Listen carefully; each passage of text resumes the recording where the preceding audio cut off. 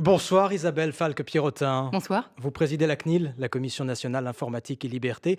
Vous surveillez la protection de ces données personnelles, ces informations que nous livrons tous les jours, notamment sur Internet, quand nous faisons des achats ou quand nous allons sur les réseaux sociaux. Est-ce qu'on sait d'ailleurs aujourd'hui ce qu'on laisse derrière soi? On le sait?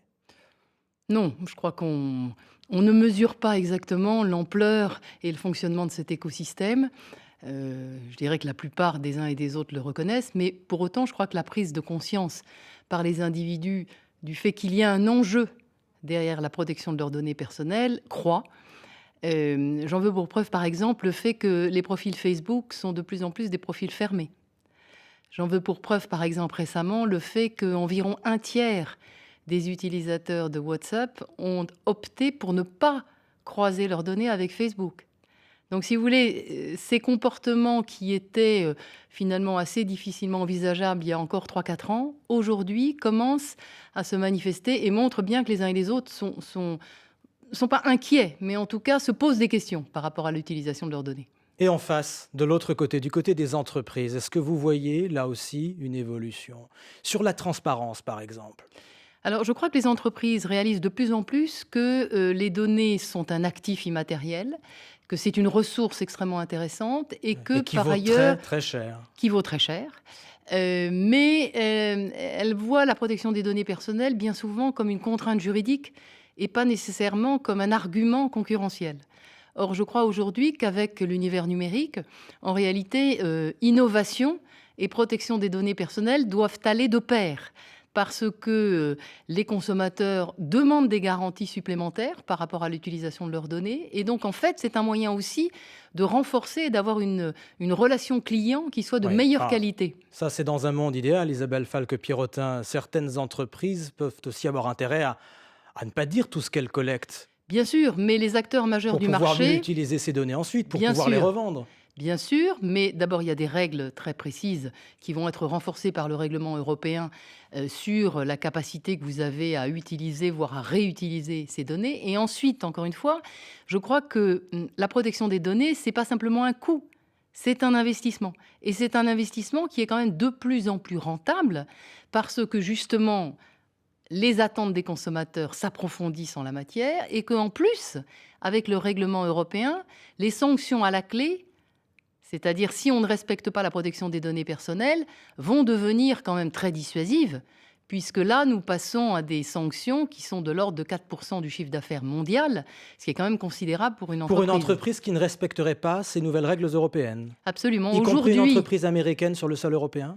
alors, ce qu'il y a de nouveau, effectivement, c'est qu'une entreprise américaine, même non implantée en Europe, c'est-à-dire qui n'a pas d'établissement en Europe, si elle cible un citoyen, un consommateur européen, alors la loi européenne lui est applicable.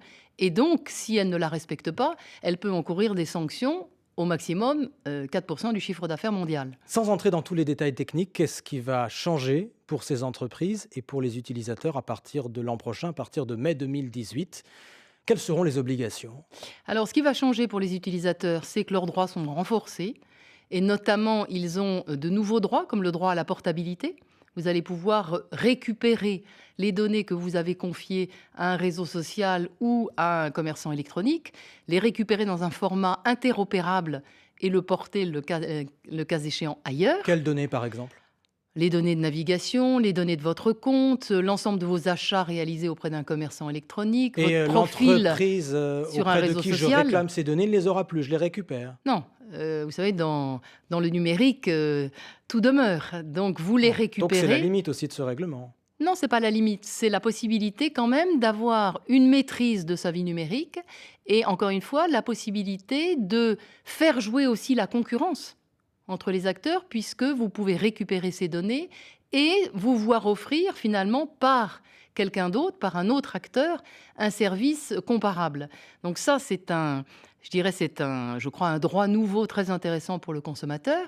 Pour ce qui est des entreprises, dans le fond, la donne change considérablement, puisque avec le règlement européen, elle se voit allégée de tous les contrôles préalables, c'est-à-dire les autorisations qu'elle demandait par exemple à la CNIL, mais en revanche, elle voit leurs responsabilités très renforcées à travers des outils nouveaux dont les entreprises doivent se doter, Donc, un délégué à la protection des données, des études d'impact pour les traitements à risque, des registres, enfin, il y a toute une série de nouveaux outils Et les contrôles? qui doivent être Est-ce que les déployés dans contrôles seront l'entreprise. renforcés? Vous en faites aujourd'hui, vous, des contrôles. Est-ce qu'il y en aura beaucoup plus? Est-ce qu'ils seront plus dissuasifs? Est-ce qu'ils seront plus précis? Il y Encore aura une fois, il s'agit de surtout nos données quotidiennes. Bien sûr, mais il y aura surtout, un niveau de sanction, encore une fois, qui sera supérieur, 4 du chiffre d'affaires mondial.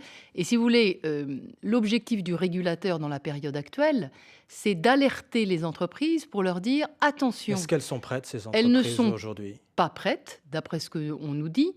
10 d'entre elles, s'estiment capables d'être prêtes à ce jour pour 2018. Or, on voit bien que c'est un changement de culture, c'est un changement d'outils et que ça ne se fait pas en un jour. Donc il faut commencer dès maintenant. Avec nos données, on peut faire beaucoup de choses. Isabelle Falque-Pierrotin, la publicité ciblée, très présente déjà sur Internet, va bientôt arriver à la télévision. Le groupe SFR va le tester sur sa chaîne locale BFM Paris en utilisant les données qu'il possède sur ses clients. Le patron de SFR Média, Alain Veil, le résume en disant: ceux qui ont des chiens auront bientôt des publicités pour Canigou et ceux qui ont des chats, des publicités pour Ronron. Qu'en pensez-vous, vous, présidente de la CNIL? Bien, je crois qu'effectivement, la publicité cherche en permanence de nouveaux vecteurs pour faire passer ces messages publicitaires et ceux-ci sont toujours soumis à ce que prévoient les textes européens, c'est-à-dire le système de l'opt-in.